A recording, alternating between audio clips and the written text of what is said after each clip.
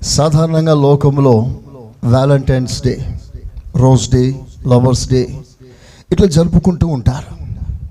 ఆ రోజు వారు ఒక గులాబీ ఇస్తారు ప్రేమను వ్యక్తపరచడానికి, ఒక గ్రీటింగ్ కార్డ్ ఇస్తారు, ఒక గిఫ్ట్ ఇస్తారు, ఒక తాజ్ మహల్ ఇస్తారు టు ఎక్స్ప్రెస్ దేర్ లవ్.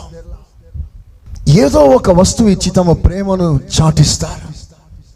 కానీ ఈ రోజున నా ప్రభు అయిన యేసుక్రీస్తు తన ప్రేమను నీకు ప్రపోజ్ చేయటానికి తన ప్రాణమే ఇచ్చాడు. కొడాలి గట్టిగా, ఇంకా గట్టిగా, సంతోషంగా. సాధారణంగా ఈరోజు ప్రభు శిలువ శ్రమలని ధ్యానిస్తూ ఏడవడం క్రైస్తవ ప్రపంచ ఆనవాయితీ. తాగుబోతుడు కూడా వచ్చి ఒక చుక్క నీళ్లు కార్చి వెళ్ళిపోతుంటాడు. ఈరోజు తరచుగా సాధారణంగా రెండు కర్చీపులు తెచ్చుకుంటూ ఉంటారు ఏడవటానికి. నేను మరలా చెప్తున్నాను, యేసయ్యను కొట్టారు అని నువ్వు ఏడవకూడదు, అది కొట్టింది నేనే అని నువ్వు ఏడవాలి. ప్రైజ్ ది లార్డ్, హల్లెలూయా. ఈ దినం ఏ దినమో తెలుసా? నీ రాత మార్చిన దినం, నీ శాపాన్ని విరిచిన దినం, నీ నోట చిరునవ్వును పెట్టిన దినం, నీ హృదయంలో నెమ్మదిని కలిగించిన దినం. హల్లెలూయా. ఒక అద్భుతమైన ఆశ్చర్యమైన నిరీక్షణ నీ నెత్తి మీద పెట్టిన దినం ఈ దినం. ఇదొక శుభదినం. ఎందుకంటే లోక కళ్యాణం జరిగిన దినం. కళ్యాణం అంటే శుభం. అందుకే ఈరోజు శుభ శుక్రవారము అంటారు. Praise the lord. ప్రపంచంలో ఎందరో మరణిస్తూ ఉంటారు. వారి మరణ వార్త వారున్న ప్రాంతానికి ఇంకొంచెం ఎక్కువైతే, ఆ రాష్ట్రానికి ఇంకొంచెం ఎక్కువైతే, ఆ దేశానికి పరిమితం. యేసయ్య మరణం ఒక జిల్లా, ఒక ఊరు, ఒక రాష్ట్రం, ఒక దేశం కాదు, యావత్ ప్రపంచానికి ప్రయోజనంగా మారిన అద్భుతమైన మరణం ఇది. Praise the lord, hallelujah. అందుకని ఇది శుభము కలిగిన దినము నీకు. Praise the lord. అది ఎలాగో వివరిస్తాను. కరుడు కట్టిన ఒక నేరస్తుడు ఉన్నాడు. ఘోరమైన పాపములో మునిగి తేలాలిన వాడు, ఒక పెద్ద ఉగ్రవాది, తిరుగుబాటుదారుడు. అతనికి మరణదండన విధించారు. చెరసాలలో ఉన్నాడు. ఇంకా కొద్ది క్షణాల్లో మరణం అవ్వటానికి సిద్ధపడుతున్నాడు. ప్రాణం విసిగి ఉంది, ఇంకా కొద్ది క్షణాల్లో చచ్చిపోతాడని ఏదో బాధలో ఉన్నాడు.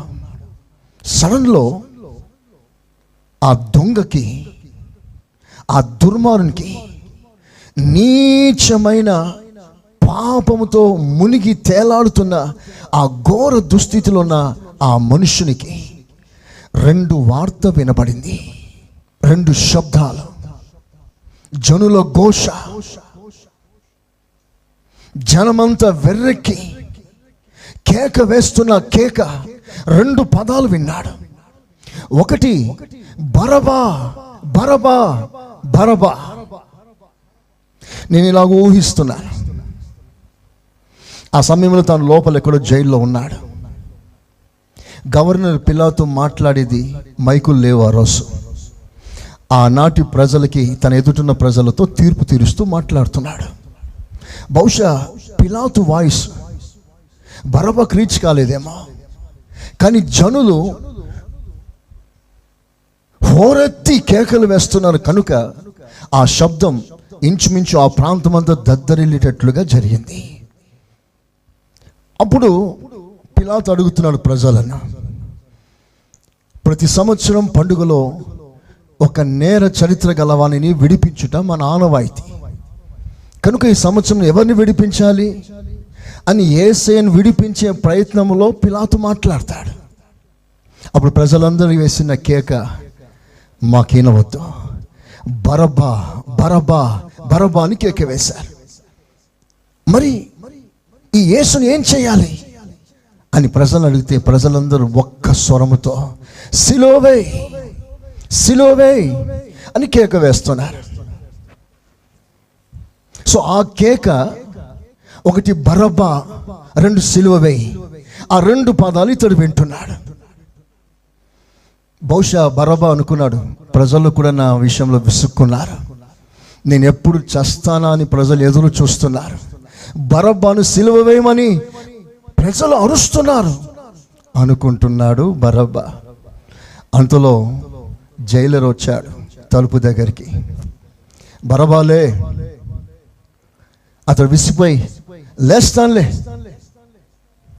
ఇక చావే కదా, నాకు చస్తానులే అని విసుగ్గా మాట్లాడుతుంటే అప్పుడు జైలుడు ఒక మాట అంటాడు, బరబ్బా నువ్వు చావాల్సిన అవసరం లేదు. Praise the lord. నువ్వు చావాల్సిన అవసరం లేదు, నీకు మరణం తప్పిపోయింది. నీకు బదులుగా ఒకడు మరణిస్తున్నాడు, నీకు బదులుగా ఒకడు మరణిస్తున్నాడు. షాక్ అయిపోయాడు. ఇంత నీచ నికృష్ట పాపిని నా కొరకు ఎవరయ్యా మరణిస్తారు? ఇట్స్ ఇంపాసిబుల్, నన్ను తప్పించేవాడు ఎవరు అసలు అని గొంతెత్తి కేకలు వేస్తూ బయటికి వస్తూ చూస్తే నజరేయుడైన యేసు అక్కడ నిలబడి ఉన్నాడు. చపలు కొట్టండి గట్టిగా, హల్లెలూయా హల్లెలూయా. ఆ నీచ నికృష్ట పాపిని, ఆ దొంగ హంతకుని చెరసాలోంచి బయటికి పంపిస్తాడు. అతనిని ఆ రోజు విడుదల చేయాలి. ఒకనే తనకు బదులుగా బరబ్బా విడిపించబడ్డాడు. ఏ నేరము చేయకపోయినా, ఏ దోషము కానరాకపోయినా యేసు క్రీస్తు మరణ దండన ఆ రోజు అనుభవించవలసి వచ్చింది. పాఠమేంటో తెలుసా? బరబ్బా ఒక్కని గురించి నేను ఇక్కడ మాట్లాడట్లేదు, ఆ బరబ్బా స్థానంలో మనమందరం ఉన్నాము. We are all in Barabbas place. ప్రభు చెప్పకే చెప్తున్నాడు, నీ సిలువ, నీ శాపం, నీ తాగవలసిన శిక్ష, అనుభవించవలసిన శిక్ష, భరించవలసిన ఆ పాప ఫలితం, అవన్నీ నీకు బదులుగా నేనే సిలువలో భరిస్తాను, నీకు నేను విడుదల ప్రకటిస్తున్నాను. చప్పట్లు కొట్టి దేవుని గణపరచండి. హల్లెలూయా హల్లెలూయా. అది యేసయ్య ప్రేమ. ఎంత ప్రేమించాడయ్యా అనంటే నీ బాధలన్నీ తన మీద వేసుకున్నాడు, నిన్ను బాధ లేని వానిగా చేయాలని ఆయన సిలువ మరణం పొందాడు. చెప్పండి మంచిగా, ఇంకా గట్టిగా, హల్లెలూయా. మన ప్రేమ అన్ని కొంతకాలమే, కానీ యేసయ్య ప్రేమ అంతం వరకు. మన ప్రేమ ఇస్తేనే ప్రేమ, ఇవ్వకపోతే చావు కోరుకుంటుంది మన ప్రేమ. కానీ మనం ఇంకను ఏమి ఇవ్వకముందే మన యేసయ్య మన కొరకు ప్రాణమే చేశాడు. మన ప్రేమ లిమిట్ ఉంటుంది, మన ప్రేమకు ఒక లిమిట్ ఉంటుంది, ఒక హద్దు. ఆ లిమిట్లోనే మనం ప్రేమిస్తాం. కానీ నా యేసయ్య ప్రేమ అన్లిమిటెడ్. చప్పట్లు కొడతారా గట్టిగా? Hallelujah hallelujah. Jesus love is unlimited love. యేసయ్య ఏదో వస్తువు ఇచ్చి నిన్ను ప్రేమించలేదు, ఏదో గిఫ్ట్ ఇచ్చి నిన్ను ప్రేమించలేదు.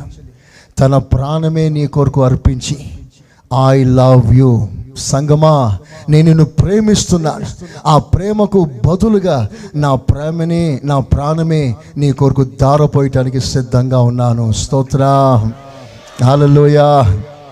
అంతలా ప్రేమించిన యేసయ్య కొరకు ఈరోజు మనం ఏం చేయాలి? అంతగా మనల్ని ప్రేమించాడే, ఆ ప్రేమకు బదులుగా నువ్వు ఏం చేయాలి? ఈరోజు నాకు కొన్ని ముఖ్యమైన విషయాలు మీతో పంచుకుంటాను. ఆ ప్రేమ నీ పట్ల ఎలా స్పందించింది, ఎలా వ్యవహరించింది? ఆ ప్రేమ నీ కొరకు ఏం చేసింది? ఒక వ్యక్తి పాపం చేసినప్పుడు ఆ పాపానికి కొన్ని ఫలితాలు ఉంటాయి. కొన్ని ఫలితాలు, ద ఎఫెక్ట్స్ ఆఫ్ సిన్. ఒక మనిషి పాపం చేసినప్పుడు ఆ పాపం వలన తనకి ఏమి సంక్రమిస్తుంది, అది మీకు ఎక్స్ప్లెయిన్ చేయటానికి పరిశుద్ధ గ్రంథంలో ఒక వ్యక్తిని ఉదాహరణగా తీసుకుంటాను. ఆ వ్యక్తి పాపం చేసినప్పుడు అతనికి ఏమి సంభవించింది? అది అతనికి మాత్రమే కాదు, మనందరికీ అలాగే సంభవించింది. అలా సంభవించినప్పుడు మన ప్రభు ఆ సంభవాలను, ఆ ఎఫెక్ట్స్ని మన మీద నుండి ఎలా తీసేశాడు? ఒక మాటలో చెప్పాలంటే, యేసయ్య మన కొరకు ఎందుకు మరణించాలి? వై? దేవుడు ఎందుకు మానవుడు కావాలి?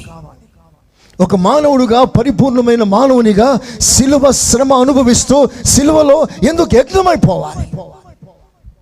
ఆ పని భూలోకంలో ఏ నరుడు చేయలేడా? ఈరోజున ఈ పాఠం మీరందరూ మీ మనసులో ఆశ్చర్యంగా దానిని చెక్కుకోవాలి. ఇందుకు మీరందరూ ప్రతి చోట సాక్షులై ఉండాలని మనసారా నేను కోరుకుంటున్నాను. Praise the lord. చెప్పండి ఆమేనని. అందరూ అనండి ఆమేనని. హల్లెలూయా, హల్లెలూయా. పాపం చేసినప్పుడు ఏమి సంభవిస్తుంది? అసలు పాపి కొరకు యేసయ్య ఎందుకు మరణించాలి? ఆయన ఎందుకు రావాలి?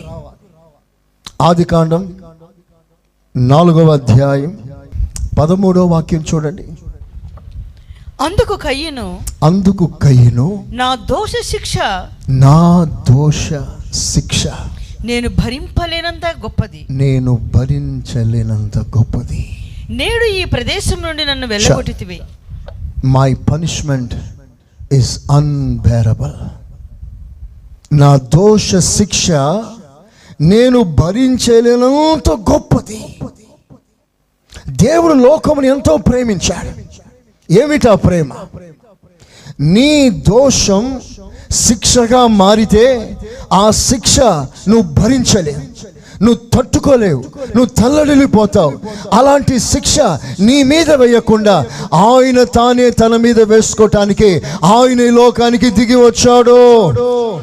అందరు యేసయ్యా చప్పట్లతో ఘనపరుస్తారా? ఆ శిక్ష నీ మీద పడితే నువ్వు తట్టుకోగలవా? There is a penalty for every sin. Every sin has a salary. ప్రతి పాపానికి జీతం ఉంది. ఆ జీతం బహుభారం, అది వేదన, అమానుషం. ఈరోజు నువ్వు పాపం చేసి తప్పించుకున్నావు అనుకుంటున్నావు. దేవునికి దూరమైన శిక్ష రాలేదని సంబరపడుతున్నావు. కానీ ఆ పాపం యొక్క ఫలితం ఎంత దారుణమైందో అది నీకు తెలియదు. ఆ బాధను తట్టుకోలేవని ఆ ఘోరమైన భారమైన సిలువ అందరి మీద మోపితే ప్రపంచమే క్షీణించిపోతుంది. అందుకే ప్రపంచానికి ఒక్కడుగా నా ప్రభు నీవు మోయవలసిన ఆ శిక్షని నా ప్రభు తన సిలువలో మోసాడు.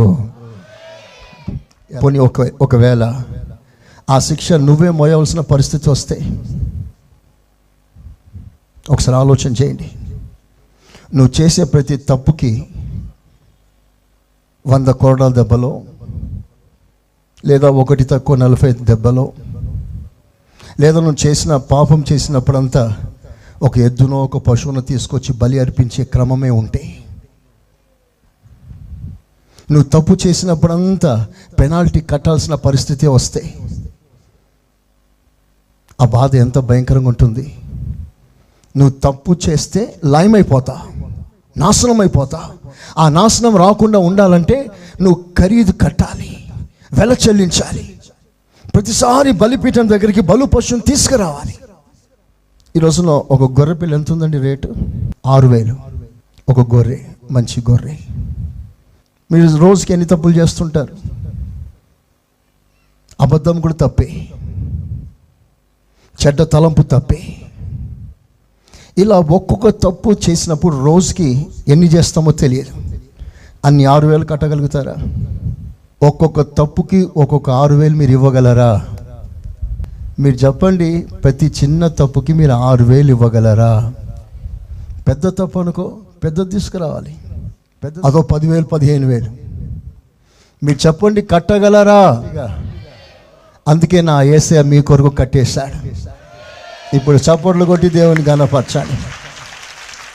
నా పాప దోషం నేను భరించలేనంత గొప్పది. I cannot bear. సో ఆ ప్రేమ కలిగిన తండ్రి నువ్వు తట్టుకోలేవని నువ్వు భరించలేవని నీకు బదులుగా ఆ దేవుడే భరించాలని నిశ్చయించుకొని ఆ దేవుడే మానవునిగా ఈ లోకానికి దిగి వచ్చాడు. ప్రైజ్ ది లార్డ్, హల్లెలూయా. ఇప్పుడు వినండి, పాపము చేసిన ప్రతి వాడు శిక్ష అనుభవించాలి. ఆ శిక్ష తప్పించుకునే ప్రయత్నంలో చాలామంది తమ పాపం నుండి విముక్తి కలిగించుకోవటానికి, పాపం నుండి విడుదల పొందుకోవటానికి రకరకాల ప్రయత్నాలు చేస్తారు. ప్రపంచంలో ఉన్న రకరకాల మనుషులు, వారి మీదకి వచ్చిన శాపం పాపం అని తెలుసు, వారి మీదకి వచ్చిన శిక్ష పాపమే అని తెలుసు.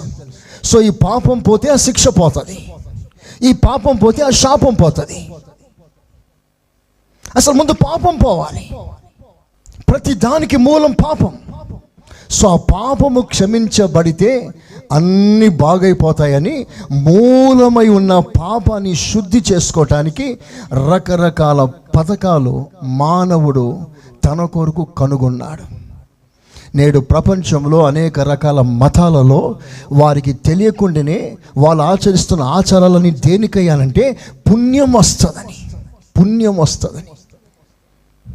పుణ్యం ఎందుకు రావాలని కోరుకుంటున్నారంటే ఆ కీడు, ఆ దోషం పోవాలని. కొందరు సుదీర్ఘ ప్రయాణం చేస్తారు, వెరీ లాంగ్ డిస్టెన్స్ యాత్ర చేస్తారు.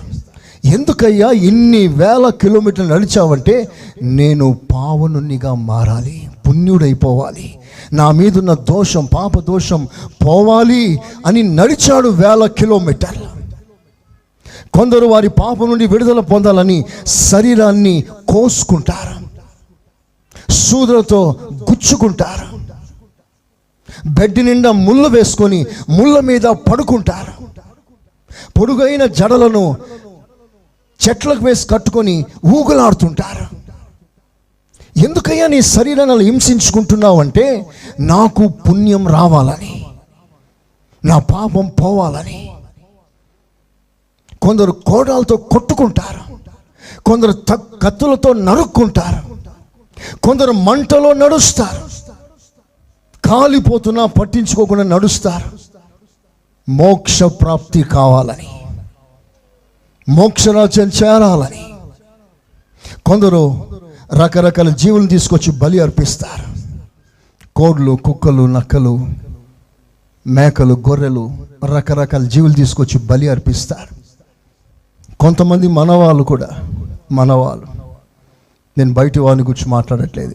మేరీ మాత గుడి ఉంది, ఆయా ప్రాంతాల్లో కొన్ని గుడులు ఉంటాయి. అక్కడికి వెళ్ళి తల వెంట్రుకలు ఇస్తూ ఉంటారు, గుండు చేసుకొని వస్తారు. నువ్వు ఎంత మునిగినా, పై ఏవిచ్చినా, నీ దోషం పోవాలని ఉండిలో బ్లాక్ మనీ నువ్వు ఎంత వేసినా, ఎన్ని ఆభరణాలు వేసినా పాపం పోదు, ఆ శాపం తీరదు. ఎందుకో వినండి. ఈరోజు ఒక వ్యక్తి తాను పాపము చేసినప్పుడు అతడు సాక్షాత్తు దేవునికి విరోధంగా క్రియ చేస్తున్నాడు. ఎందుకో తెలుసా? మానవుణ్ణి నా దేవుడు సృష్టించాడు. మానవుడు దేవుని సృష్టి. మనుషుడు ఫ్యాక్టరీలో పుట్టలే, మనుషుడు పొలంలో పుట్టలే, దేవుడు పుట్టించాడు. సో నీ కర్త దేవుడు, నీ యజమాని దేవుడు. నువ్వు ఏదైనా తప్పు చేసినప్పుడు ఆ తప్పు నువ్వు దేవునికి వ్యతిరేకంగా చేస్తున్నావు. సో నీ తప్పు, నీ పాపం, నీ దోషం పోవాలంటే నీ సొంత పద్ధతులు కాదు, నువ్వు ఆయన దగ్గరికి రావాలి. నువ్వు ఆయనకు విరోధంగా పాపం చేసావు కనుక ఆ పాపం పోవాలంటే నువ్వు ఆయన దగ్గరికి రావాలి. ఎక్కడో పోతే కుదరదు, ఏదో చేస్తే కుదరదు. నీ పాప నివారణ కలగాలంటే, నీ పాప దోషం నివారణ కావాలి అంటే, నువ్వు ఎవరికి విరోధంగా క్రియ చేస్తున్నావో ఆయన దగ్గర నుండి నీకు క్షమాపణ రావాలి. కొట్టండి గట్టిగా చప్పట్లు. హల్లెలూయా. నిన్ను దేవుడు పుట్టించినప్పుడు, నిన్ను పుట్టించిన అదే సమయంలో నీకు కొన్ని చట్టాలు కూడా ఇచ్చాడు. చట్టాలు, ఇన్స్ట్రక్షన్స్, లా. ఆ లాను అతిక్రమించడమే పాపం. ఆజ్ఞ అతిక్రమమే పాపం. ఆజ్ఞ అనగా ఏంటి? నిన్ను పుట్టించినప్పుడు నీకు కొన్ని క్రమాలు ఇచ్చాడు. ఎలా జీవించాలి, ఎలా ప్రవర్తించాలి, ఎలా వ్యవహరించాలి, ఇదంతా లైఫ్ స్టైల్ డిజైన్ చేసి కొన్ని చట్టం ఇచ్చాడు. ఒక వస్తువుకి కొన్ని ఇన్స్ట్రక్షన్స్ ఉంటాయి, ఒక సెల్ ఫోన్కి ఇన్స్ట్రక్షన్స్ ఉంటాయి, ఒక మైక్రోఫోన్కి ఇన్స్ట్రక్షన్స్ ఉంటాయి, ఒక గడియానికి ఇన్స్ట్రక్షన్స్ ఉంటాయి, ప్రతి దానికి ఇన్స్ట్రక్షన్స్ ఉంటాయి. నిన్ను పుట్టించినప్పుడు నీకు కొన్ని ఇన్స్ట్రక్షన్స్ ఇచ్చాడు. దానిని మీరకూడదు. మీరితే అది చట్ట రీతిగా అది తప్పు. ఏదైనా క్రిమినల్ కేసు నీ మీదకి వచ్చినప్పుడు you are against criminal law. You are responsible to police and court government. నా ప్రభు అయిన యేసు క్రీస్తు ఆ శ్రమ, ఆ బాధ, నీ శాపమైన వేసుకోవడం, నీ చీకటి ఆయన మీద పడడం, ఇవన్నీ కూడా దేవుడు డిజైన్ చేశాడు. ఎందుకంటే నీకున్న సకల బాధ తొలగించే క్రమంలో నీకు ఆనందం ఇవ్వటానికి, నీకు నెమ్మదినివ్వటానికి, నీ కన్నీళ్లు తుడవటానికి, నీ శాపం నుండి నేను విడుదల చేయటానికి నా ప్రభు సిలువలో మరణించాడు. చప్పట్లతో దేవుని కనపరచండి. Hallelujah, hallelujah. What excite day is this day. మనస్ఫూర్తిగా ప్రభువును ఆనందించండి. మీరు ప్రభువులో ఆనందించండి. ఏదో ఎక్కడో చర్చిలో కూర్చున్నట్లు కాకుండా ఆ సంఘటన, ఆ సిలువ మరణ సంఘటన మన కొరకు, మన విడుదల కొరకు ఎంత దారుణమైన హింస అయినా తట్టుకొని నువ్వు బాగుండాలని నా దేవుడు కోరుకుంటున్నాడు. Praise the lord. తల్లిదండ్రులు కష్టపడి పిల్లల్ని చదివిస్తారు. కొంతమంది కూలి పని చేసి నాణ్యాన్ని సంపాదించి పిల్లల్ని చదివిస్తారు. ఆ పిల్లడు సడన్లో చదువు ఆపేసి, నాన్న నా కొరకు నువ్వు ఇంత కష్టపడుతున్నావే చదవాలని, నువ్వు కష్టపడేది చూసి నేను తట్టుకోలేకపోతున్నా డాడీ, ఇక నేను చదవను, స్కూల్కి వెళ్ళాను, నేను ఇంట్లోనే కూర్చుంటాను. అరే బిడ్డ, నువ్వు బాగా చదవాలనేరా మేము కష్టపడింది, నీ ఫ్యూచర్ చాలా బాగుండాలనే మేము కష్టపడుతుంది. ఒక తండ్రి ఆ మాట చెప్పగలిగితే అంతకంటే ఎక్కువగా నా ప్రభు చెప్పగలడు. చప్పట్లు కొట్టి దేవుని కనపరచండి. యేసయ్య స్తోత్రం అనండి. యేసయ్య ప్రేమకి అవధులు లేవు అసలు. ఇప్పుడు నేను పాపం చేస్తే నా పద్ధతిలో నా పాపాన్ని తొలగించుకోలేను. No man made inventions can cleanse his sins. నువ్వు పాపం చేసినప్పుడు పరలోక ప్రభుత్వానికి వ్యతిరేకంగా నువ్వు క్రియ చేస్తున్నావు కనుక దేవుడే నీ పాపం విషయమై డీల్ చేయాలి. నీ వెంట్రుకలు కాదు, నీ అర్పణలు కాదు, నువ్వు నడుచుట ద్వారా, నీ శరీరం హింసించుట ద్వారా కాదు. నువ్వు దేవునికి వ్యతిరేకంగా ఉన్నావు కనుక నా దేవుడే నీ పాపం విషయమై డీల్ చేయాలి. అప్పుడే నీ పాపం నీకు విముక్తి కలుగుతుంది. స్తోత్రం. హల్లెలూయా, హల్లెలూయా. సో ఆ దేవుడే నీ పాపంతో డీల్ చేయటానికి ఆయన తానే ఇక్కడికి దిగి వచ్చాడు.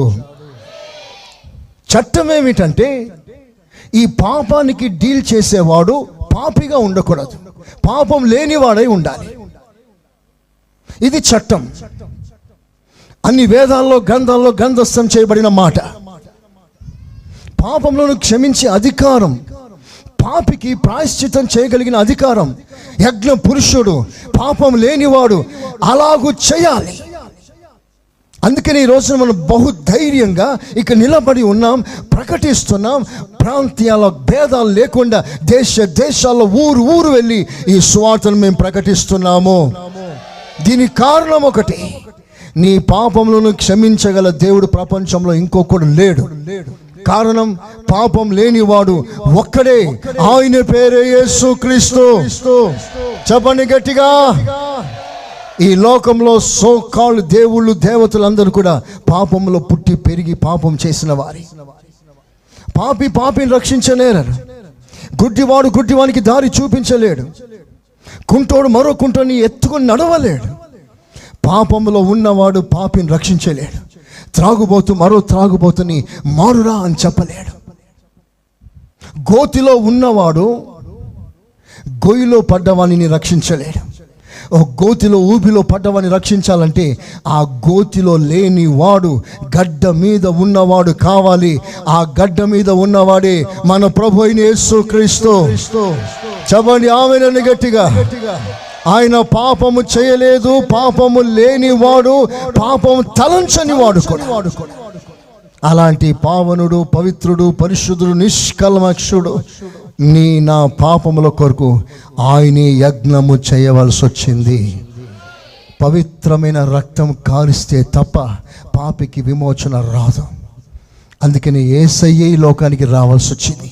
కారణం, అందరూ పాపము చేశారు. అది Bible quotation. For all have sinned without single person exception.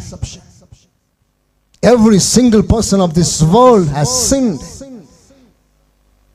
మనమందరం పాపం చేశాం కనుక పాపము చేసిన మనం, పాపము లేని ఒక అవతారమే మనకు అవసరం.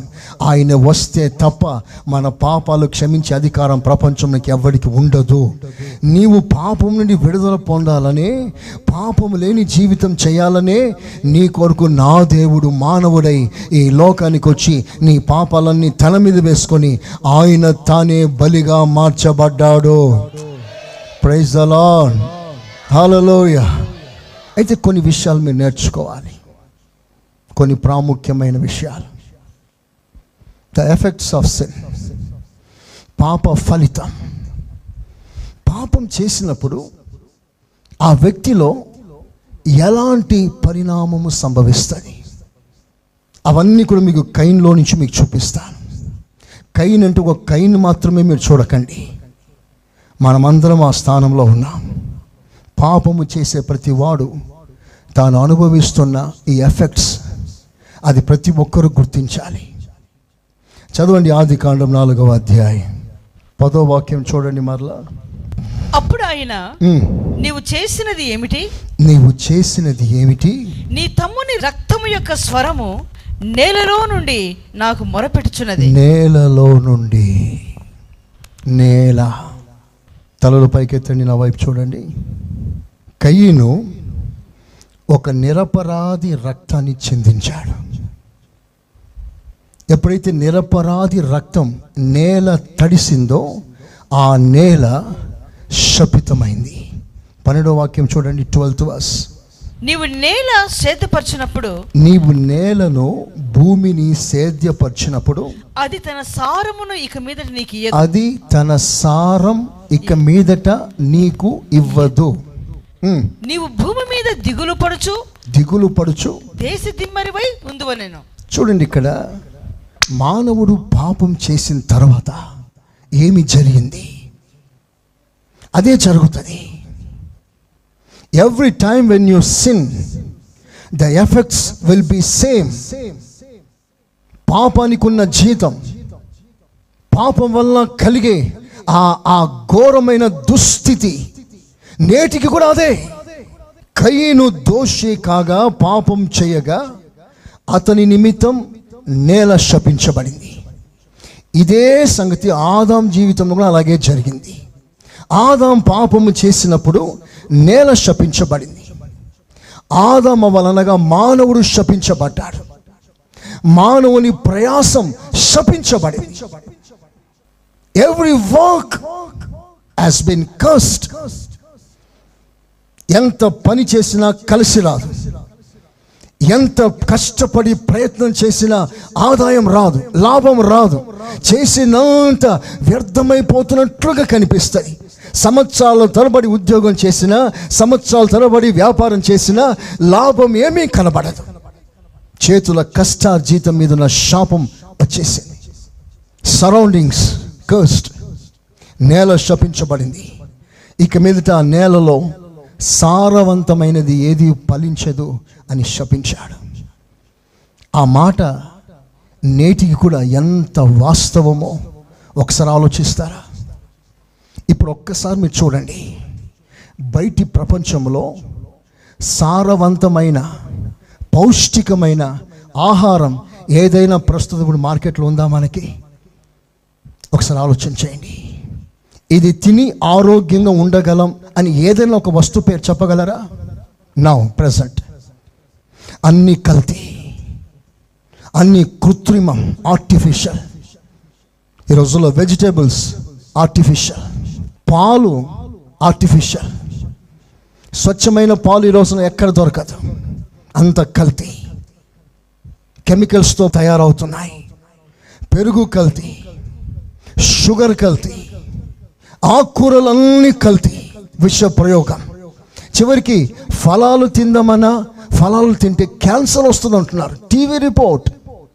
ఇప్పుడు చివరికి పరిస్థితి ఏదయ్యానంటే బియ్యము కూడా ప్లాస్టిక్తో తయారు చేస్తున్నారు. ప్లాస్టిక్తో బియ్యము, ప్లాస్టిక్ బియ్యం వచ్చేసిందండి. బియ్యం లాగానే ఉంది.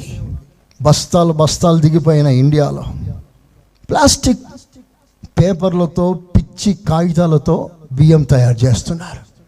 ఈ మధ్య కొత్త రిపోర్ట్, మాంసము కూడా ప్లాస్టిక్తో తయారు చేస్తున్నారు. మాంసం అది చూస్తే మేక మాంసం, యాట మాంసం మాదిరిగా ఉంటుంది, కానీ plastic, artificial. Everything has become artificial in this days. ఒక యాపిల్ తింటే డాక్టర్కి దూరం అన్నారు ఆ రోజుల్లో. ఈ రోజుల్లో యాపిల్ తింటే డాక్టర్కి దగ్గర అయిపోతావు, జాగ్రత్త. స్తోత్రం. అంటే ఈ రోజుల్లో ఫలభరితమైన పౌష్టిక సంబంధమైన ఆహారం కొదువైపోయింది. This is the curse of the land. విస్తారంగా విత్తిన చేతికి కొంచెమే వస్తుంది. కర్స్. ఎంత పెట్టుబడి పెట్టినా రాబడి కొంతే వస్తుంది. కర్స్. ఎంత సంపాదించినా జీతం చినిగిపోయిన సంచిలో వేసినట్లుగా ఉంటుంది. శాపం. మీకు చెప్తాను అసలు విషయం. ఇంత ఘోరమైన ఈ శాపం మానవుని సంక్రమించింది కనుక మానవ బ్రతుకులో ఆశీర్వాదపు తలుపులు మూయబడింది. The doors of blessings has been closed for the sake of your sin. నీ పాపం ఆశీర్వాద తలుపులను మూసేసింది. పాపం ఎక్కడ ఉందో అక్కడ ఆశీర్వాదం లేదు. పాపం ఎక్కడ తిష్ట వేసుకొని కూర్చుంటుందో అక్కడ దైవ సన్నిధి లేదు. ఎక్కడ దేవుని సన్నిధి లేదో అక్కడ దీవెన లేదు. చాలా మంది ఎలా అడ్జస్ట్ అయిపోతున్నారంటే ఆత్మ సంబంధమైన దీవెన లేకపోయినా పర్వాలేదు, కానీ ఈ లోకంలో బ్రతకటానికి ఎంతో కాస్త ఉంటే చాలులే అని అవి లేకపోయినా వీటితో అడ్జస్ట్ అయి సాగిపోతున్నారు. ఎంతకాలం అయ్యా ఈ దీవెనలో? ఎంతకాలం నీ డబ్బు? ఎంతకాలం నీ మేడల మెద్దలు, మాస్తి పాస్తులు? ఇవన్నీ ఒకరోజు పోతాయి. కానీ పర సంబంధమైన మింటనున్న దీవెన అది మూయబడిందే. ఆత్మీయ అంతరిక్షం లేదే. కుటుంబాల్లో దైవికమైన వాతావరణం లేదే. కుటుంబ ప్రార్థనలో దేవుని సన్నిధి దిగి రావట్లేదే. ప్రార్థన చేసినప్పుడు దైవ ప్రసన్నత రాదే. ఎందుకో తెలుసా? The doors of heaven has been closed upon your head. నీ కుటుంబం మీద ఆ ఆత్మ సంబంధమైన పరలోకపు తలుపులు మూయబడింది. అందుకని ట్రాన్సాక్షన్ లేదు, ఎగుమతి దిగుమతి లేదు, ఎక్కుచు దిగుచున్న దేవదూతల పరిచర్య ఇళ్లలో లేదు. కారణం అది తలుపు మూయబడింది. నీ పైన ఆకాశం ఇత్తడిలా మారిపోయిందని బైబుల్ సెలవిస్తుంది. ఒకసారి ఆలోచించాయి. ఆ పాపానికి నివారణ కలిగినంత వరకు, ఆ పాపం నుండి నువ్వు విడుదల పొందినంత వరకు, ఆ పాప క్షమాపణ పొందినంత వరకు యేసయ్య సన్నిధిని ఇంటికి రాదు. సన్నిధి రాకపోతే ఆశీర్వాదం రాదు. లోకంలో బాగానే ఉండవచ్చు, ఆరోగ్యం కూడా బాగానే ఉండవచ్చు, కానీ ఆత్మీయంగా నువ్వు ఎదగలేవు. రేపు ప్రభు వస్తే ఆయన ముందు నిలబడలే. అది మనకి శాశ్వత రాజ్యం. ఇది 60-70 ఏళ్ళ తాత్కాలిక జీవితం, వెరీ టెంపరీ లైఫ్. అది యుగ యుగాలు. ఇది 60-70. దీని కొరకు దాన్ని ఎందుకు పోగొట్టుకుంటా? అల్పకాల పాప భోగం అనుభవించడం కంటే శాశ్వతమైన దేవుని రాజ్యాన్ని మనసులో పెట్టుకొని దీన్ని వదిలిపెట్టు. ఇదే గుడ్ ఫ్రైడే థీమ్. ఇందుకొరకే నా ప్రభు నీ కొరకు మరణించాడు. చప్పట్లతో దేవుని గణపరుస్తారా? కొడండి గట్టిగా, చెప్పండి యేసయ్యా స్తోత్రం అని. ఇంకా మంచిగా, పాప ఫలితం శాపం. ఇలాంటి శాపం పూర్తిగా ప్రతి కుటుంబం నుంచి అది తొలగిపోవాలని, నీకు పాప నివారణ కలగాలని నా ప్రభు సిలువలో యజ్ఞమయ్యాడే.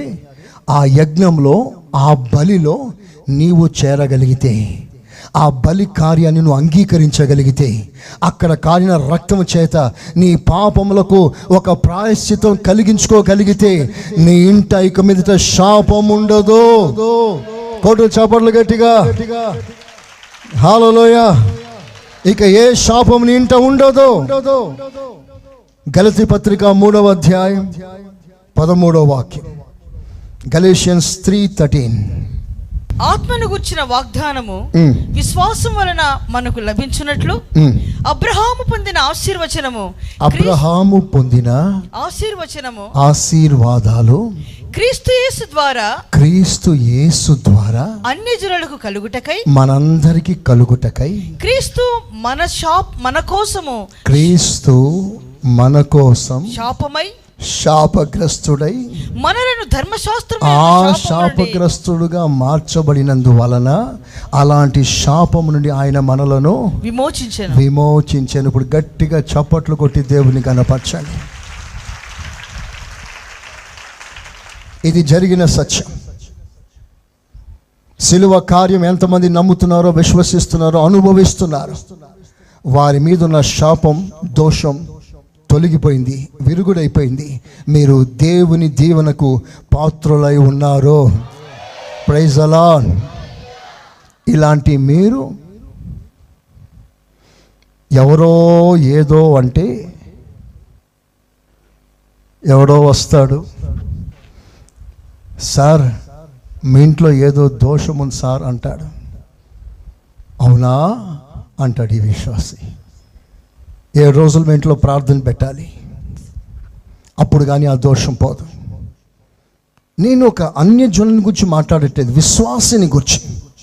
భక్తుడే ఏదో దోషం ఉంది అని చెప్పేసరికి భయపడిపోయాడు. అతడు ఏది చేయమంటే అది చేస్తాడు. ఈ రోజులు అలాంటి చాలా జరుగుతున్నాయి. 2 క్వింటాల బియ్య బస్తాలు కొనిస్తే ఆ దోషం నివారణ అవుతుందంట. స్తోత్రం. అలాంటి వారు బయలుదేరారు. జాగ్రత్త. ఒక్క మాట మీరు నమ్మండి, నేను యేసయ్య బిడ్డను. ఎంతమంది యేసయ్య బిడ్డలు? మరి ఆమేనండి అందరూ. నువ్వు యేసయ్య బిడ్డవు కనుక ఏ తెగులు నీ గుడారమును సమీపించదు. కొంతమంది దేవుని బిడ్డలు వచ్చి అంటారు, ఆయన ఏదో చేస్తున్నాడండి, ఆయన ఏదో చేయడం వలన నాకు ఒకలాగా అయిపోతుంది, నా పరిస్థితి మారిపోతుంది, ఆయన ఏదో పంపిస్తున్నాడు, శాపం ఇస్తున్నాడు, ఆయన పంపిన శాపాలన్నీ, దోషాలన్నీ నా ఇంటికి తగులుతుంది అంటారు. ఈ రోజున మీకు ఒక అద్భుతమైన మాట ఇస్తాను, ₹1,00,00,000 మాట. హృదయంలో రాసుకోండి. ఇక మీదట అలాంటి పనికి మాలిన మాటకి మీరు చోటు ఇవ్వకండి. చేతులెత్తి ఆమేననండి గట్టిగా, చెప్పండి గట్టిగా. ఒకసారి ఒక భక్తుడు దేవుని బిడ్డలందరినీ శపించమన్నాడు. అప్పుడు ఇతడు వచ్చి శపిస్తామని కొండెక్కాడు. మీరంతా నాశనమై పోవాలి అందామని ప్రిపేర్ అయ్యి బయటికి వచ్చి మీరంతా అనేసరికి దేవుడు టాపిక్ని మార్చేశాడు. మీరందరూ, వాస్తవానికి అతని మనసులో ఉన్న మాట ఏంటి? నాశనం. ఆ నాశనం అనే మాట ఎడిటింగ్ చేసి, నా దేవుడు గొప్ప ఎడిటర్, స్తోత్రం చెప్పండి గట్టిగా. ఆ నాశనం అనే దగ్గర ఆశీర్వాదం దేవుడు పెట్టేశాడు. మీరందరూ ఆశీర్వదించబడతారు అంటారు. అదేంటయ్యా శపించమంటే ఆశీర్వదిస్తున్నావేంటి? అప్పుడు ఆయన అంటాడు, నా దేవుడు ఆశీర్వదిస్తే ఎవడయ్యా వారిని శపించగలరు? అందరూ ఆమేనని గట్టిగా హల్లెలూయా. నా దేవుడు ఆశీర్వాదం కలుగును గాక అని ప్రకటిస్తే ఎవరండి వాళ్ళని శపించగలరు? వారికి ఏ శాపం తగలదు. కారణం దేవుడు వారిని ఆశీర్వదించాడు. ఆమేన్. చూడండి ఆ మాటను ఒకసారి, సంఖ్యాకాండం 23వ అధ్యాయం 8వ వాక్యం చూడండి. 8. ఏమని శపించగలను? ఏమని శపించాలయ్యా? దేవుడు శపించలేదే. దేవుడు శపించలేదే. ఏమని భయపెట్టగలను? ఏమని భయపెట్టగలను? దేవుడు భయపెట్టలేదే. దేవుడు భయపెట్టలేదే. ఈ మాట మీద 100కి 100 నమ్మగలిగితే ఇంకా ఏ భయానికి, ఏ దోషానికి మీరు ఎన్నడూ భయపడకుందురుగాక. ఏ మాంత్రికుడు, ఏ చాతబడి నీ ఇంటికి తగలటానికి వీలు లేదు. Praise the lord. మొన్న పోయిన వారంలో ఒక తల్లి వచ్చింది. వాళ్ళ ఇంట్లో బియ్యం బస్తా, ఆ బియ్యం బస్తాలో ఎవరో చాతబడి చేశారు. ఆ బియ్యం అంతా పసుపుగా ఉందంట. నిన్న ఆదివారం వచ్చి ప్రార్థన చేయించుకుంది. మా బియ్యం బస్తాకే చాతబడి చేశారండి అంటే నేను అన్నాను, ఆ బియ్యం బట్టలు నేను తింటాను అన్న. తెచ్చింది. అలాంటి బస్తాలు కొన్ని తయారైతే బాగానే ఉంటాయి, మాకు గడిచిపోతాయి ఈజీగా. స్తోత్రం, హల్లెలూయా. ఇలాగే ఒక ఇంట్లో దోషం ఉంది. ఆ దోషం ఉన్నందువలన ప్రభు రాలేకపోతున్నాడు. నేను వచ్చి ఆ దోష నివారణ చేస్తే తప్ప ప్రభు ఇంట్లోకి రాడు. ప్రభు బాల్కనీలో ఉండిపోయాడు, అక్కడే ఉండిపోయాడు అని ఒక ప్రవక్త అంటే, ఈ తల్లి పాపం నమ్మి ప్రతిరోజు బాల్కనీకి వెళ్ళి బాల్కనీలో మోకరిస్తుంది. ఎస్ ప్రభు అక్కడ ఉన్నాడట, ఇంట్లో లేడట. ఇంట్లో ఎందుకు లేడయ్యా అంటే ఇంట్లో దోషం ఉందంట ఏదో. అప్పుడు ఈ పాస్టర్ గారు వచ్చి ప్రార్థన చేసి నీళ్ళను మంత్రించి నీళ్ళంతా చల్లితే దోషం పోయిందంట. యేసు కమాన్ అన్నాడట. అంటే ఇది యేసు కంటే గొప్పడా కాదా మరినా?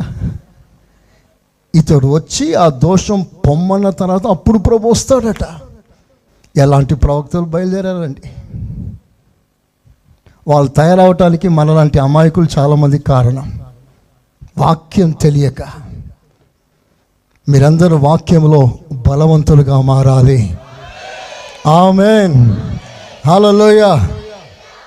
శాపం విరిచాడు. సిలువ మరణం ద్వారా నా ప్రభు చేసిన మొదటి కార్యం ఏంటయ్యానంటే ఆశీర్వాద తలుపులు తెరిచాడు. చప్పట్లతో దేవుని కనపరచండి, కొడాలు గట్టిగా. ఆశీర్వాద తలుపులు తెరిచాడు. ఆ దీవెనలను పొంది ప్రభునందు ఆనందిస్తూ ఆ సిలువ కార్యాన్ని నీ జీవితంలో అనుభవించాలని మనసారా నేను కోరుకుంటున్నాను. కనుక రండి, సిలువ దగ్గరికి రండి. సిలువలో నీ కొరకు ప్రభు చేసిన కార్యాలు మీరు అనుభవించండి. అది మీ కొరకు, మీ పిల్లల కొరకు, నా కొరకు, మన పిల్లల కొరకు. First blessing. రెండవ మాట కూడా నేను చెప్పి ముగిస్తాను. 14వ వాక్యం, ఆదికాండం 4వ అధ్యాయం. నేడు ఈ ప్రదేశము నుండి నన్ను వెళ్ళగొట్టితివి. నీ సన్నిధికి రాకుండా వెలివేయబడి దిగులు పడుతున్నాను. భూమి మీద దేశ దిమ్మరినే ఇందును. చాలా. See the second effect of sin. కయ్యను పాపం చేసిన తర్వాత పరిణామం ఏమిటో తెలుసా? నీ సన్నిధి నుండి నేను పారిపోతున్నా. I'm running away from your presence.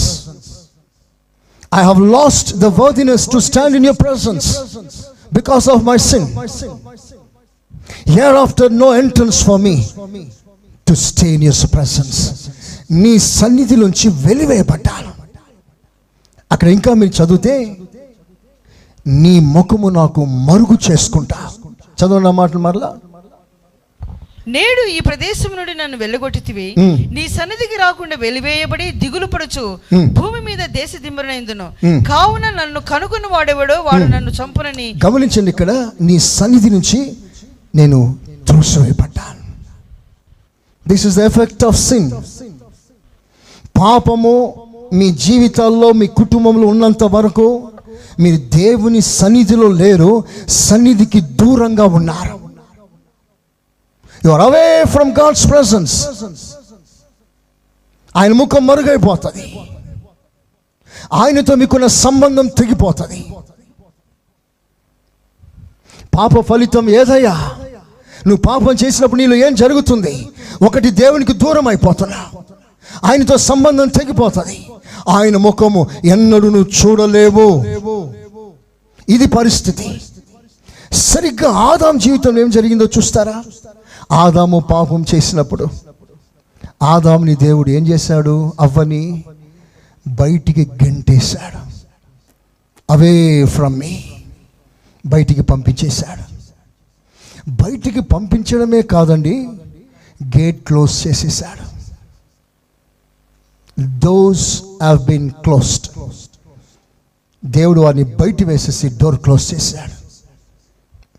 What door? The door of fellowship. దేవునితో సహవాసం చేయగలిగిన తలుపులు క్లోజ్ అయిపోయింది, మూయబడింది. అంతేకాదు, మరలా పొరపాటున లోపలికి వచ్చే తలంపు కూడా రాకుండా, ఎన్నడూ లోపలికి రావటానికి వీలు లేకుండా ఇటు అటు తిరుగులాడు అగ్ని ఖడ్గ జ్వాలలు దేవుడు ఉంచాడు. మీరు ఆ మాటలు శ్రద్ధగా చూడాలి. అటు ఇటు తిరుగులాడు అగ్ని జ్వాల. ఆదికాండం 3:24 చూడండి ఒకసారి. జెనసిస్ 3:24.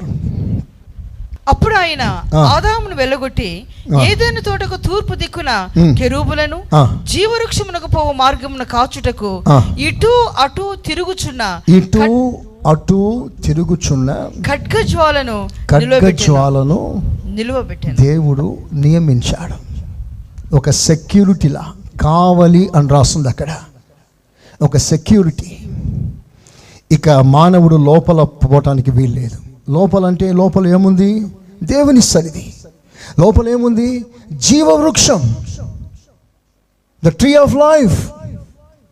అందులోనికి వెళ్ళకుండా తాను చేసిన పాపమును బట్టి తలుపులు మూయబడ్డాయి. ఇక ఆ తలుపులు తెరిచే ధైర్యం, సాహసం, బలం, దమ్ము ప్రపంచంలో ఎవ్వడికి లేదు. కారణం ఏంటంటే అందులో అడుగు పెడితే ఇటు అటు తిరుగులాడుతున్న ఖడ్గ జ్వాల నరికేస్తుంది. అది భయం, భయంకరం. No man in this world can step in. అడుగు పెట్టక ఉంటే ఖడ్గం చంపేస్తుంది. అయితే ఆశ్చర్యమైన విషయం ఏంటంటే ఆ అద్భుతమైన ద్వారం తెరవటానికి ఏ మానవుని వల్ల వీలు పడలేదు. అందుకని దేవుడే మానవుడై ఈ లోకానికి దిగి రావడం మాత్రమే కాదు, ఆ తలుపులు తెరిచి లోపల అడుగు పెట్టాడు. ఎప్పుడైతే అడుగు పెట్టాడో ఆ ఖడ్గం ప్రభు మీద పడింది. ప్రవచనం చెప్తుంది, ఖడ్గమా ఖడ్గమా గొర్రెల కాపరి మీద పడు. ఆ గొర్రెల కాపరి ఎవరో కాదు, యేసయ్య మీద ఆ ఖడ్గము పడింది. అదే సిలువ మరణము. స్తోత్రం చెప్పండి గట్టిగా. ఎందుకు సిలువ మరణం? దేవుడు తనతో సహవాసం చేసే తలుపులు నీ కొరకు తెరవటానికి. యేసయ్యకు స్తోత్రం చెప్పండి గట్టిగా, చెప్పాలి గట్టిగా. హల్లెలూయా. ఎప్పుడైతే ప్రభు సిలువ మరణంలో మరణించాడో, సిలువలో మరణించాడో, ఆ తలుపులు తెరవబడ్డాయి. అక్కడి నుంచి ఖడ్గ జ్వాల ఎత్తబడింది. ఇప్పుడు వే క్లియర్, వే క్లియర్. దారిలో ఏ ఆటంకం లేదు. సరిగ్గా ఇదే సంఘటన మరలా యేసు ప్రభు సిలువలో ఉన్నప్పుడే మూయబడిన దేవాలయపు తెర, అతి పరిశుద్ధ స్థలపు తలుపులు మూయబడి ఉంది. ఎప్పుడైతే యేసు కల్వరి శిలువలో మృతి చెందాడో, మరణించాడో, అక్కడ ఏదైనా తోటలో తలుపు తెరవబడడం మాత్రమే కాదు, దేవాలయంలో కూడా అతి పరిశుద్ధ స్థలములకు పోవు తలుపులు అది చీల్చబడింది. స్తోత్రం చెప్పు గట్టిగా. చెప్పండి మంచిగా, హల్లెలూయా. ఇప్పుడు అడ్డు ఏమీ లేదు. The way has been opened. భయంకరమైన ఖడ్గం లేదు, భయంకరమైన మందసం లేదు. ప్రభు ఎత్తేశాడు. ధైర్యంగా అందరినీ పిలుస్తాడు. ధైర్యంగా కృపాసనం మీదకి రండి. మధ్యలో నా భయంకరమైనది నేను తీసేశాను. ఆ భయంకరమైనది నా సిలువలో నేను భరించాను. ఇక నీకు అడ్డు ఏమీ లేదు. నువ్వు దేవుని యొద్దకు రావాలని నా ప్రభు సిలువలో మరణించాడు. Praise the lord. కయీను గురించి రాయబడింది, అతడు దేవునికి సన్నిధికి దూరంగా పారిపోతున్నాడు.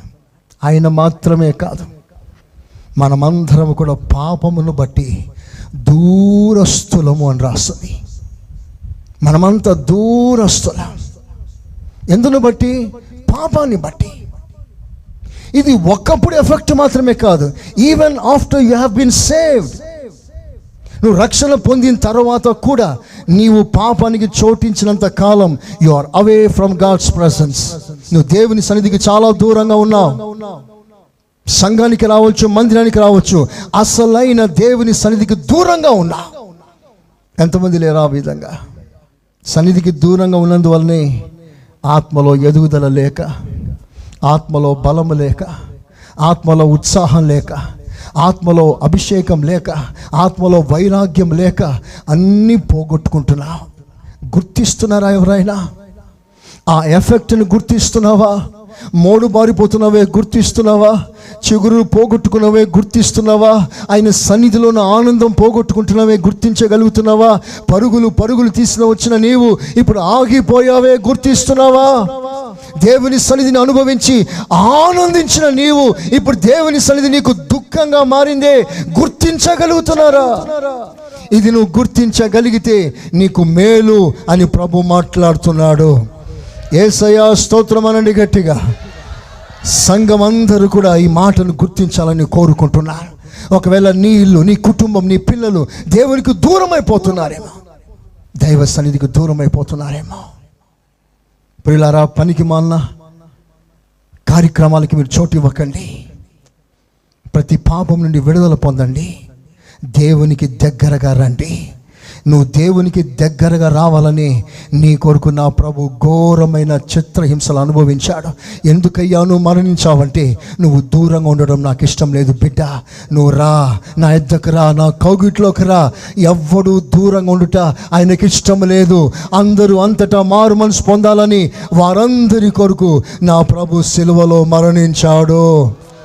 యేసయ్యా స్తోత్రం అనండి గట్టిగా.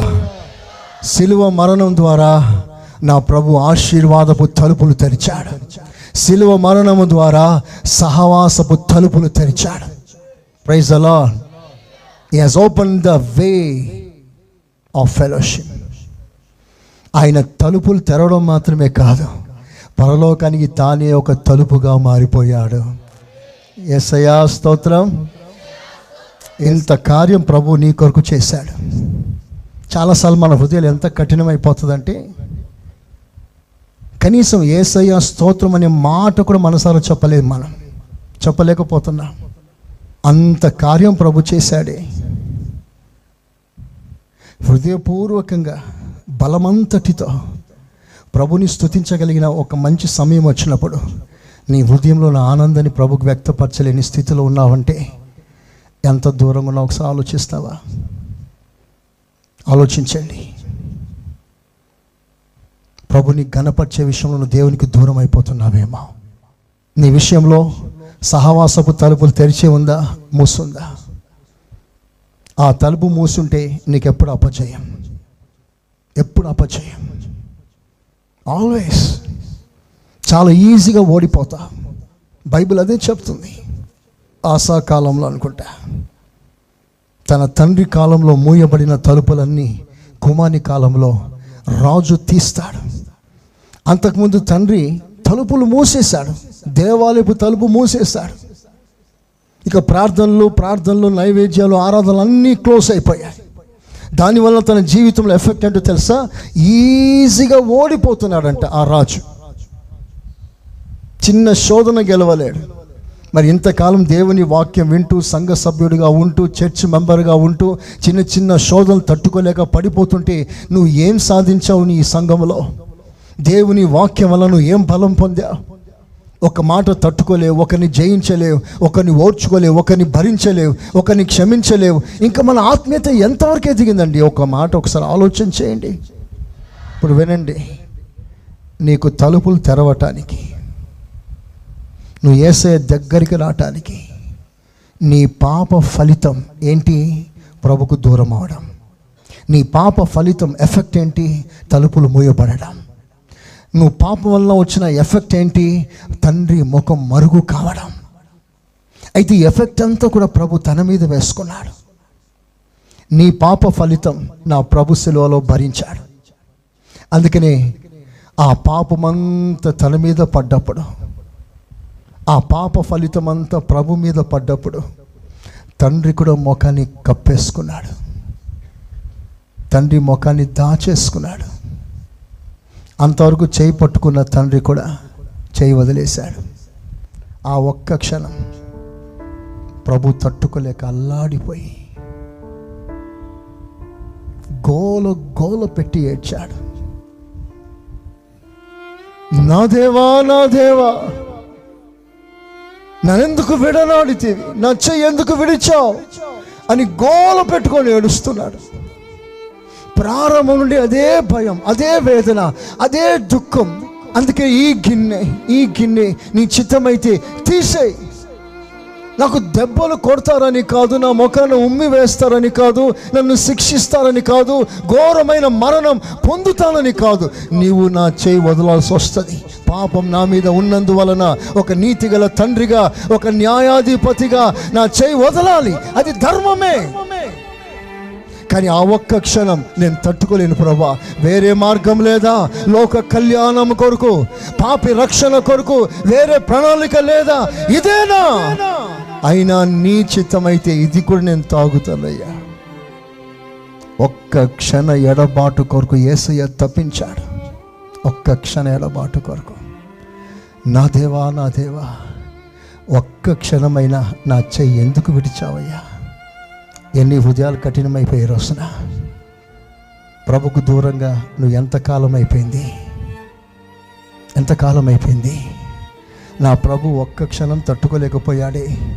నువ్వు ఎలా తట్టుకోగలుగుతున్నావయ్యా? నువ్వు ఎలా అన్నం తినగలుగుతున్నావు ప్రభుకు దూరంగా ఉంటూ? ప్రభు యొద్ద క్షమాపణ అడగకుండా, ప్రభుతో సమాధాన పడకుండా, ప్రభు కౌగిట్లో ఒదిగిపోకుండా, నీ పాపం వల్ల కలిగిన కఠినత్వాన్ని భరిస్తూ నువ్వు ఎంతకాలం జీవిస్తావు? ప్రభు నిన్ను దర్శించునుగాక. ఆమేన్. ఆ ఒక్క క్షణ ఎడబాటును కూడా నా ప్రభు సహించలేకపోయాడు. అంగలారుస్తున్నాడు. తండ్రి తండ్రిని పిలచితివి, నన్నేల చేయి విడచితివి. ఆ తండ్రి సన్నిధి కొరకు తప్పించే మనసు ప్రభు మనందరికీ అనుగ్రహించునుగాక. దుప్పి నీటి వాగుల కొరకు ఆశపడ్డట్లుగా మన ప్రాణాలు యేసయ్య కొరకు బాగా దప్పికతో తల్లడిల్లిపోయే స్థితికి సంఘమంతా రావాలి. ఆ సహవాసపు తలుపులు నీ కొరకు ప్రభు తెరిచాడు. కయ్యను ఒక మాట అంటాడు, 14వ వాక్యం, ఆదికాండం 4:14. నేడు ఈ ప్రదేశం నుండి నన్ను వెళ్ళగొట్టితివి, నీ సన్నిధికి రాకుండా వెలివేయబడి దిగులు పడుచు భూమి మీద దేశ దిమ్మరినై ఉందును. కావున నన్ను కనుగొను వాడెవడో వాడు నన్ను చంపునని, వాడు నన్ను చంపేస్తాడు. యెహోవాతో నేను. భయం. ఏమిటి భయం? మరణ భయం. నన్ను చంపేస్తాడేమో భయపడుతున్నాడు. This is the effect of sin. మరణం అంటే భయం. ఎవరికయ్యా మరణం అంటే భయం? ఇంకా సరైన మంచి మనస్సాక్షి లేని వాళ్ళకి.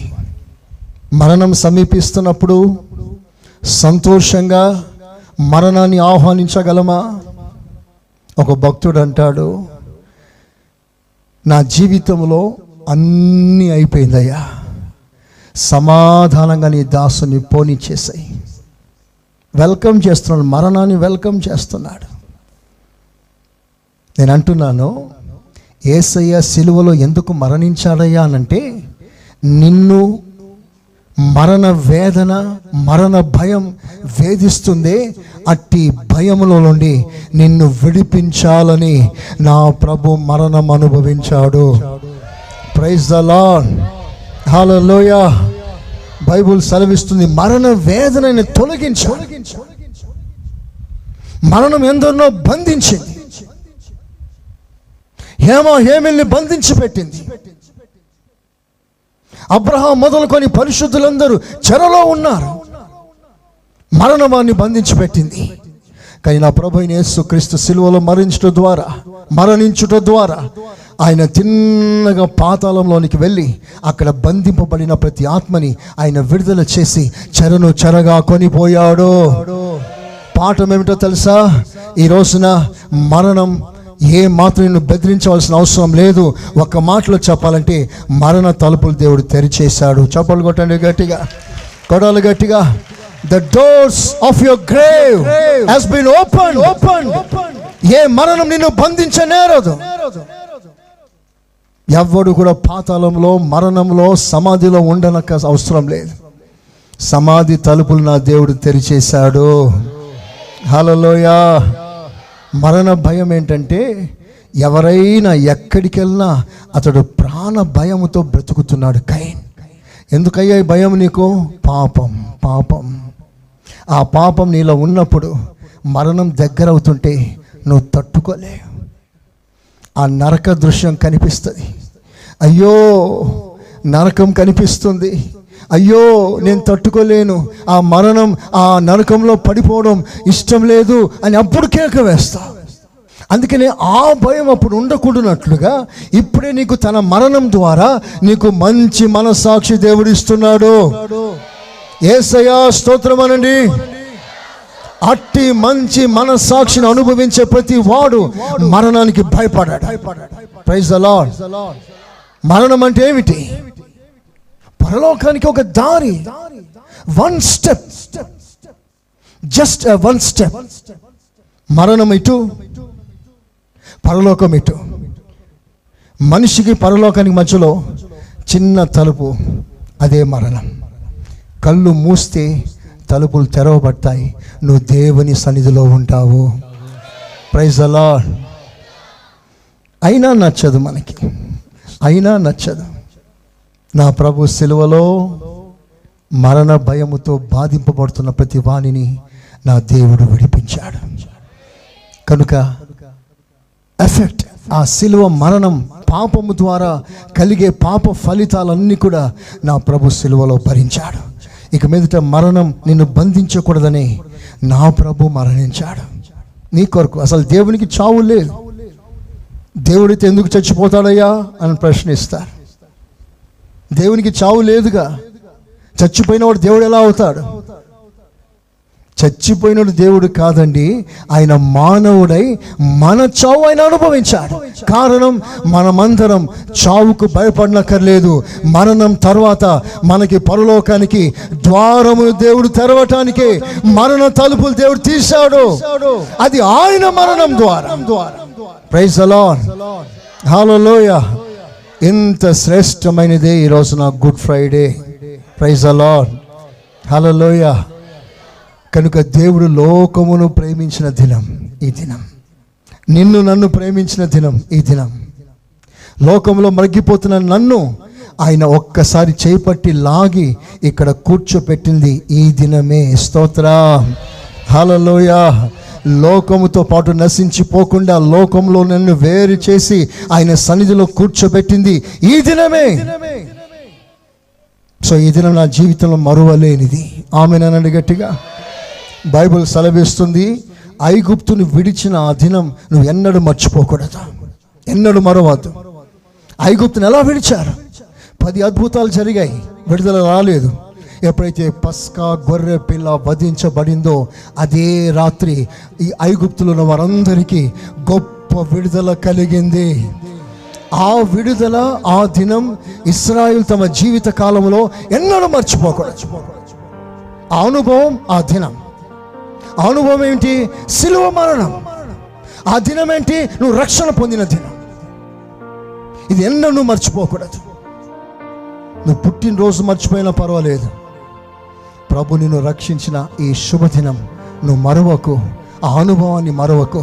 ఎప్పుడు సిలువ మరణాన్ని నీ ఎదుట పెట్టుకొని, నేనే సిలువలో వేశాను ప్రభుని, నా పాపమే సిలువకి గురి చేసింది, ఇక మీదట నా పాపము సిలువ మరణానికి గురి చేయకూడదు, నన్ను బట్టి నా ప్రభు బాధపడకూడదు అని నిన్ను నువ్వే తీర్మానం చేసుకొని భక్తిగా జీవించే కృప పొందుకో.